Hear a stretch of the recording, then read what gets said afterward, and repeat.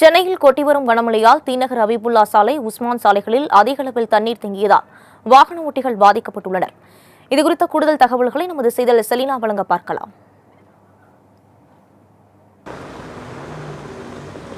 சென்னையில் மீண்டும் கனமழை என்பது தொடங்கியிருக்கிறது. குறிப்பாக வங்க கடலோர பகுதியில் நிலவி வரக்கூடிய பெங்கல் புயலின் காரணமாக தமிழகத்தில் பல்வேறு இடங்களில் கனமழை என்பது கொட்டித்தீர்த்து வருகிறது. குறிப்பாக சென்னையை பொறுத்தவரையிலும் நேற்று இரவிலிருந்தே கனமழை என்பது பெய்து வருகிறது. அந்த வகையில் தற்பொழுது நாம் நின்று கொண்டிருக்கக்கூடிய சென்னை தியாகராய நகர் பகுதியில் அமைந்திருக்கக்கூடிய அபிபுல்லா சாலை, அதே போல உஸ்மான் சாலை உள்ளிட்ட பகுதிகளில் சாலையில் இரண்டு புறங்களும் மழைநீர் என்பது முழுமையாக தேங்கியிருக்கிறது. சாலையிலேயே தேங்கியிருக்கக்கூடிய மழைநீரின் காரணமாக வாகனங்கள் அனைத்தும் நீந்தியபடிதான் சென்று கொண்டிருக்கிறது. அதன் காட்சிகளை இன்னும் நேரடியில் பார்த்து வருகிறோம். குறிப்பாக இந்த சாலையில் ஒவ்வொரு மழையின் பொழுதுமே மழைநீர் என்பது முழுமையாக தேங்கும்.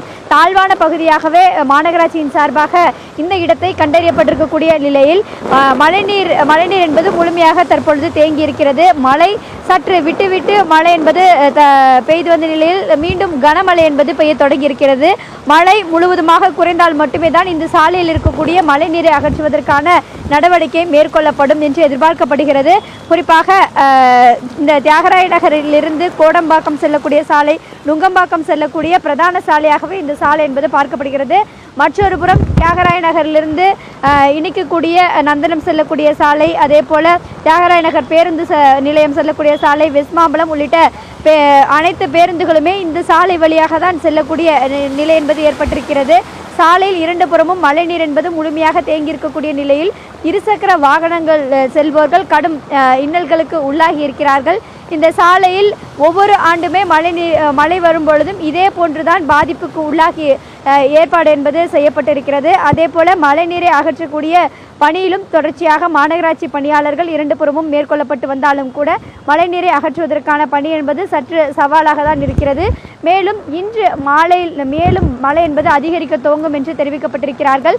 அதே போல மழை சற்று குறைந்தால் மட்டுமே தான் இந்த மழை நீரை முழுமையாக அகற்றுவதற்கான பணிகள் அனைத்தும் முழுமையாக மேற்கொள்ளப்படும் என்று எதிர்பார்க்கப்படுகிறது. அதே போல இன்று மாலை தொடங்கி நாளை அதிகாலை வரையிலுமே புயல் கரையை கடக்க வரையிலுமே தமிழகத்தை பொறுத்தவரையிலும் வட தமிழக கடலோர மாவட்டங்களில் கனமழை நீட்டிக்கும் என்றும் வானிலை ஆய்வு மையம் தெரிவித்திருக்கிறது.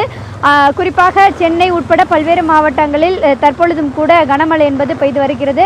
அடுத்து வரக்கூடிய இன்று மாலையிலிருந்து நாளை காலை வரையிலுமே அதிகனமழைக்கான வாய்ப்பு இருக்கக்கூடும் என்றும் வானிலை ஆய்வு மையம் தெரிவித்திருக்கிறது. மழை சற்று குறைந்தால் மட்டுமே தான் அனைத்து பகுதியில் இருக்கக்கூடிய மழைநீரை முழுமையாக அகற்ற முடியும் என்பதுதான் மாநகராட்சி சார்பாகவும் தெரிவித்திருக்கிறார்கள். செய்திகளை தொடர்ந்து பார்க்கலாம் இடைவேளைக்கு பிறகு.